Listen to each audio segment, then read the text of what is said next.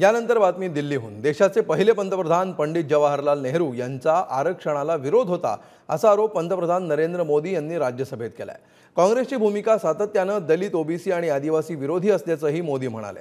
लोकसभा आणि राज्यसभेमध्ये पंतप्रधानांनी नेहरूंवर केलेल्या टीकेवरून आता विरोधकांनी आक्षेप नोंदवलाय। काँग्रेसला पंतप्रधान घाबरले असल्याचं सांगत असत्य बोलत असल्याची टीका करण्यात येते। दलित, पिछड़े और आदिवासी कांग्रेस जन्मजात उनकी सबसे बड़ी विरोधी रही है।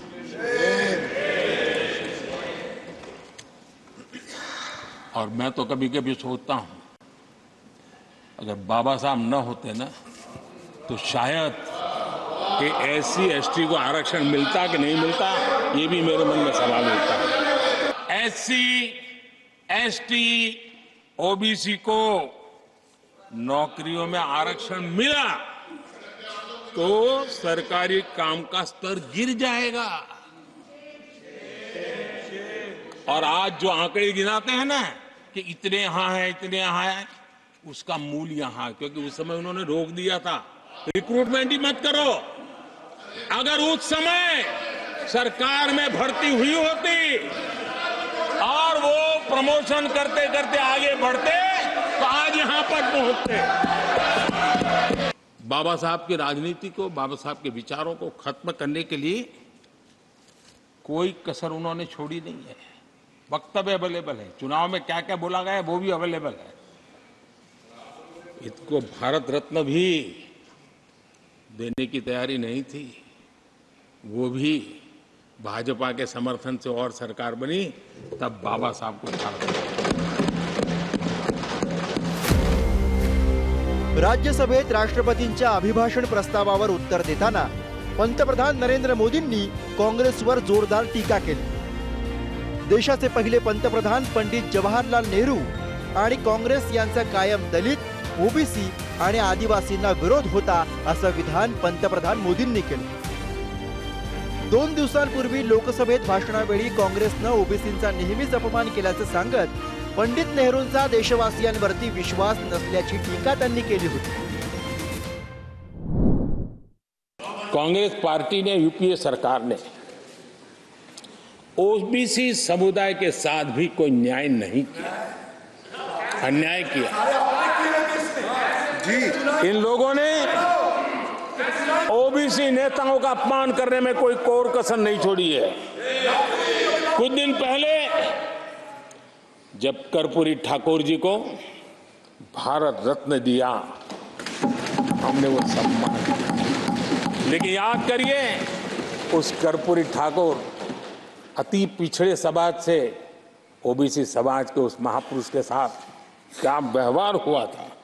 आदरणीय अध्यक्ष जी, कांग्रेस को अति पिछड़ा व्यक्ति बर्दाश्त नहीं हुआ था। लाल किले से भारत के प्रथम प्रधानमंत्री ने जो कहा था वो पढ़ रहा हूं, नेहरू जी ने। उन्होंने कहा था, हिंदुस्तान में काफी मेहनत करने की आदत आम तौर से नहीं है। हम इतना काम नहीं करते जितना कि यूरोप वाले या जापान वाले या चीन वाले या रूस वाले या अमेरिका वाले करते हैं। ये नेहरू जी लाल किले से बोल रहे हैं। यानी नेहरू जी की भारतीयों के प्रति सोच थी कि भारतीय आलसी है। नेहरू जी की भारतीयों के लिए सोच थी कि भारतीय कम अक्ल के लोग होते हैं। लोकसभा निवडणुकांच्या तोंडावर पंतप्रधान नरेंद्र मोदी यांनी अखेरच्या अधिवेशनात काँग्रेस आणि पंडित जवाहरलाल नेहरू यांच्यावर सडकून टीका केली आहे। शरद पवारांसह काँग्रेस आणि इंडिया आघाडीतील इतर पक्षांनी पंतप्रधानांच्या या भाषणावर आक्षेप नोंदवला। पंतप्रधानांचं भाषण असत्य होतं आणि निवडणुकांचं होतं अशी टीका विरोधकांनी केली आहे। राजनीति में अलग अलग विचारधारा होती है, मतलब भिन्नता होती, तो जिन्होंने देश के लिए कुछ काम किया वो हम कभी नजरअंदाज नहीं कर सकते। चाहे जवाहरलाल नेहरू हो, चाहे लाल बहादुर शास्त्री हो, चाहे इंदिरा गांधी हो, इन सभी ने कुछ न कुछ देश के लिए अच्छा काम किया है। स्पीच प्रधानमंत्री का होना चाहिए। ये बीजेपी के नेता का स्पीच है और चुनाव का स्पीच है।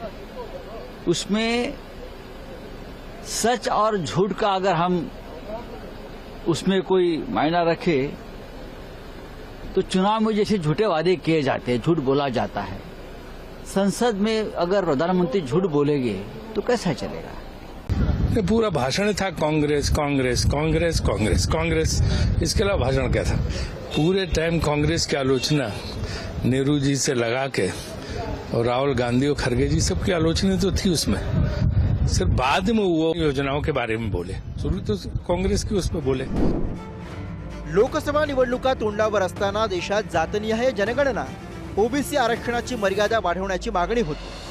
सत्तेत आल्यास सुप्रीम कोर्टाची 50% मर्यादा रद्दबातल करू असं आश्वासन राहुल गांधी यांनी दिलंय। त्यामुळे लोकसभा निवडणुकीत हा मुद्दा प्रचाराचा ठरताना दिसतोय। अशात पंतप्रधानांनी काँग्रेस आणि पंडित जवाहरलाल नेहरू हे आरक्षण विरोधी असल्याचं सांगत काँग्रेससह विरोधकांवर मात करण्याचा प्रयत्न केल्याचं दिसतंय। पुढारी न्यूज, नवी दिल्ली।